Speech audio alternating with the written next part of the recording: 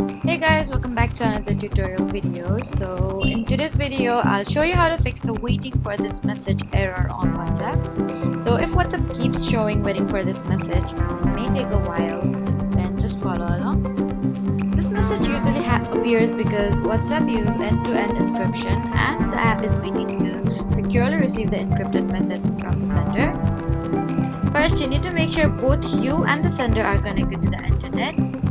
Next, ask the sender to open WhatsApp and stay connected for a few moments. In many cases, the message will arrive automatically once both devices are online. And you need to make sure you're using the latest version of WhatsApp by updating it from the App Store. Also, avoid restoring an old backup over your current chats, as this usually won't recover messages that were never delivered. So that was how to fix the waiting for this message error on WhatsApp. Please do not forget to like, comment and subscribe for more helpful tutorials. Thank you for watching.